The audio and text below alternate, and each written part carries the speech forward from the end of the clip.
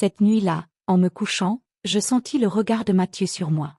Il était appuyé contre le chambranle de la porte, un sourire mystérieux aux lèvres. « Alors, tu l'as revu ?» demanda-t-il doucement. Mon souffle se coupa. « Quoi ? Thomas. Tu l'as revu, non ?» Je ne sus quoi répondre. Il s'approcha, fit glisser doucement ses doigts sur mon bras. « Tu peux me le dire, Camille ?»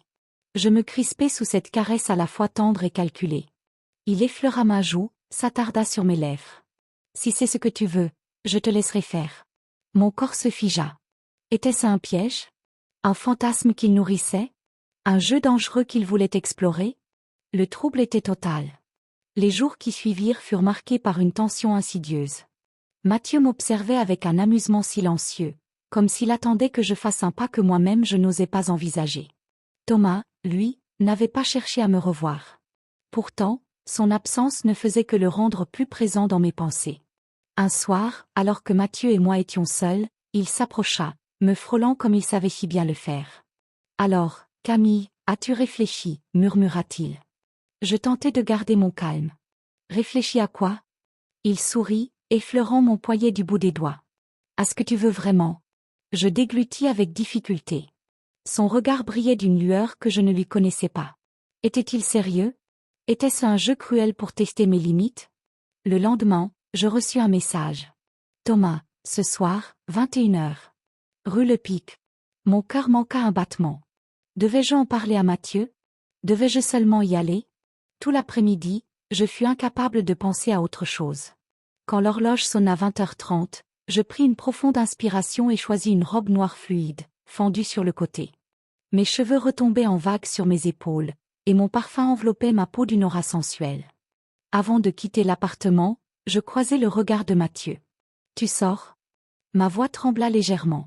« Oui. » Il hocha lentement la tête, observant ma tenue. « Amuse-toi bien. » À 21h, j'étais là, devant un petit bar discret de la rue Le Pic. Thomas était déjà installé à une table en terrasse, un verre de vin à la main. En me voyant, il se leva et me sourit. « Tu es venu. » Nous nous installâmes, et pendant un long moment, nous échangeâmes des banalités. Pourtant, l'air était chargé d'un non-dit qui flottait entre nous. « Pourquoi m'as-tu demandé de venir, Thomas ?» finis-je par murmurer. Il posa son verre et se pencha légèrement vers moi. « Parce que je veux savoir jusqu'où tu es prête à aller. » Ma respiration se suspendit. Son regard me transperçait. Avant que je puisse répondre, il effleura ma main, puis se leva lentement. « Viens. » J'hésitai une seconde, puis me levai à mon tour. Il me guida à travers les ruelles pavées de Montmartre jusqu'à un petit appartement aux lumières tamisées. « Rentre » murmura-t-il en ouvrant la porte. J'étais sur le seuil, mon cœur battant à tout rompre. Mais alors que je m'apprêtais à entrer, mon téléphone vibra. « Mathieu, profite bien, Camille. » Je me figeai. Un frisson parcourut ma colonne vertébrale. Était-ce une permission? Un piège? Thomas s'approcha, son souffle frôlant ma peau. « Que vas-tu faire ?» J'avais le choix. Mais avais-je vraiment envie de choisir? Je restai figé sur le seuil de l'appartement de Thomas, mon téléphone toujours en main. Le message de Mathieu résonnait dans mon esprit. « Profite bien, Camille. » Une permission? Un test? Un piège? Thomas, toujours aussi proche, effleura mon poignet et murmura. « Tu peux partir si tu veux. » Son regard était intense, mais il n'y avait aucune pression dans sa voix. C'était moi qui devais choisir. Je levai les yeux vers lui, mes lèvres légèrement entr'ouvertes, hésitantes. Mon corps criait une chose, mon esprit en murmurait une autre. L'air de Montmartre était lourd cette nuit-là, et chaque seconde paraissait interminable. Finalement, je pris une profonde inspiration et reculai d'un pas. Je ne peux pas. Thomas ne sembla pas surpris. Il me sourit doucement, son expression indéchiffrable. Je comprends. Je tournai les talons et marchai rapidement à travers les ruelles pavées, mon cœur battant à un rythme effréné. Lorsque j'arrivai enfin chez moi, Mathieu était là, assis dans le salon, un verre à la main. Il me regarda sans un mot, un sourire énigmatique flottant sur ses lèvres. « Alors ?» demanda-t-il calmement. Je sentis une vague de chaleur monter en moi, un mélange de honte, de frustration et d'un étrange soulagement. « Je suis rentré » répondis-je simplement. Mathieu hocha la tête, comme s'il s'y attendait. Il posa son verre, se leva et s'approcha de moi. Ses doigts glissèrent doucement le long de mon bras avant d'attraper ma main. « Tu as résisté » murmura-t-il. Mais pourquoi? Je ne sus que répondre. Moi-même, je n'étais pas certaine de la raison de mon choix. Par peur? Par loyauté? Ou simplement parce que l'excitation venait justement de l'interdit? Ses lèvres frôlèrent ma joue, effleurant ma peau avec une douceur calculée. Il caressa lentement ma taille, s'attardant à la limite du raisonnable. Est-ce que ça t'a plu, Camille? Je frissonnai. Je ne sais pas. Il sourit de nouveau, cette fois avec une pointe de satisfaction. Moi, je crois que tu le sais. Son regard brûlait d'une intensité nouvelle. Ce n'était pas de la jalousie, ni du doute. C'était autre chose. Quelque chose d'encore plus dangereux. Le lendemain matin, alors que je buvais mon café, mon téléphone vibra à nouveau. Un message de Thomas. Tu as fait le bon choix. Mais si jamais tu changes d'avis, tu sais où me trouver. Mon souffle se coupa. Un frisson parcourut ma colonne vertébrale. Tout n'était pas fini. Au contraire. C'était peut-être seulement le début. Les jours qui suivirent furent un mélange d'incertitude et de tension silencieuse. Mathieu ne reparla jamais de cette nuit, mais son regard en disait long.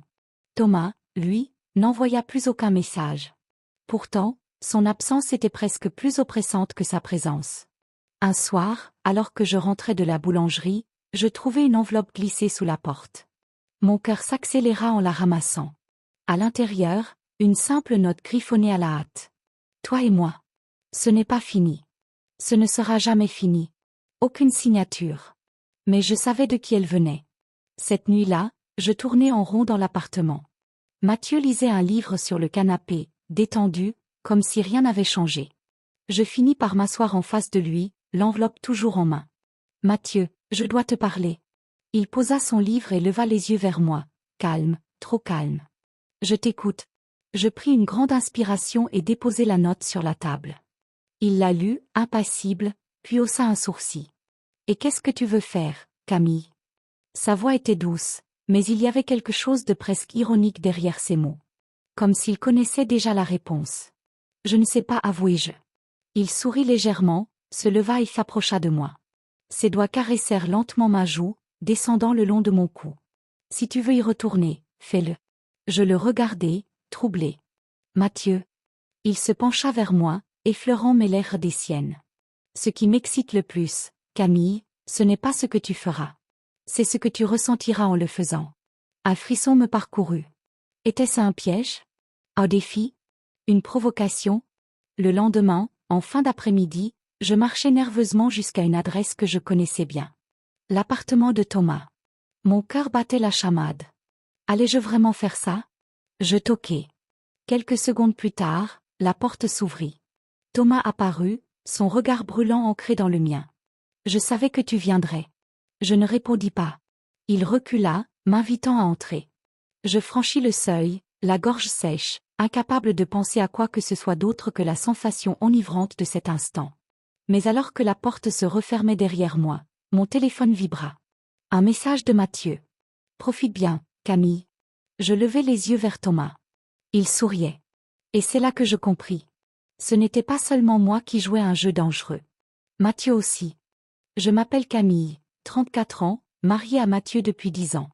Nous vivons à Montmartre avec nos 2 fils, dans un appartement offrant une vue imprenable sur le Sacré-Cœur. Notre vie semblait stable, jusqu'à cet été brûlant. Mathieu décida de refaire la peinture de l'appartement et engagea Thomas, un vieil ami qu'il n'avait pas revu depuis des années. Grand, brun, au charme troublant, Thomas dégageait une présence magnétique qui me mit mal à l'aise dès son arrivée. Durant les premiers jours, il travailla avec Julien, son apprenti. Le soir, Mathieu partageait une bière avec eux sur la terrasse, tandis que je restais en retrait, sentant parfois le regard insistant de Thomas sur moi. Une nuit, Mathieu me demanda, amusé. « Tu as déjà eu un crush sur Thomas ?» Je ris nerveusement et répondis non. Pourtant, cette idée s'insinua dans mon esprit. Un jour, après avoir fini de repeindre notre chambre, Thomas me demanda s'il pouvait prendre une douche. J'acceptai sans réfléchir. Lorsqu'il ressortit, une simple serviette nouée autour de la taille, l'eau ruisselant sur son torse, mon souffle se coupa. « Merci, Camille. » L'eau était parfaite, murmura-t-il avec un sourire troublant. Les enfants étant chez mes beaux-parents, nous étions seuls. Il s'approcha lentement. « Tu es magnifique. » Je reculai, le cœur battant. « Thomas, non. Je suis mariée. » C'est ce qui rend tout cela encore plus excitant, souffla Théil. Il effleura mon poignet et un frisson me parcourut. Mais la réalité me rattrapa. Mathieu. Mon mariage. Je le repoussai fermement. Non, je ne peux pas. Il recula, désolé. Excuse-moi. C'est juste que... Mathieu m'a demandé. Je fronçai les sourcils. Quoi? Il m'a demandé si, enfin, c'était une blague, je crois. Je restai figé. Mon mari aurait-il osé une telle suggestion? Thomas quitta l'appartement, me laissant seul avec mes pensées.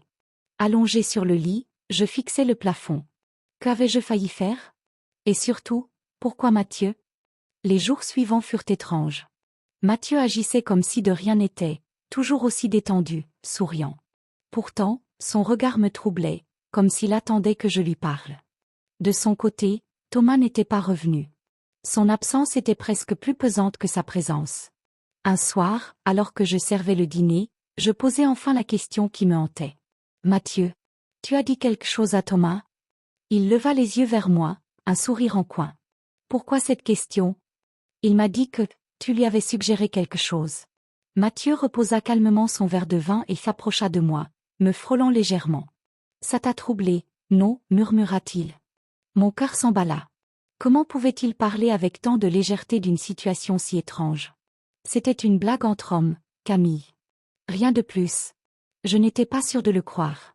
Pourtant, une part de moi, insidieuse, se demanda si ce n'était pas une façon pour lui de tester quelque chose, de m'observer sous un autre jour. Quelques jours plus tard, en me promenant dans Montmartre, je tombai sur Thomas, assis à la terrasse d'un café. Il portait une chemise légèrement entr'ouverte, révélant la ligne de son torse. En me voyant, son regard s'illumina. Camille, quelle coïncidence. J'hésitai, puis m'assis en face de lui. Pourquoi tu n'es pas revenu finir le travail? Demandai-je. Il haussa un sourcil, amusé. Tu penses que c'est une bonne idée? Un silence s'installa. Puis, il se pencha légèrement vers moi. Si tu es là, c'est que tu en as envie. Je baissai les yeux. Était-ce vrai? Nous parlâmes longuement, feignant la normalité. Pourtant, chaque geste, chaque regard, chaque silence était chargé d'une tension indéniable.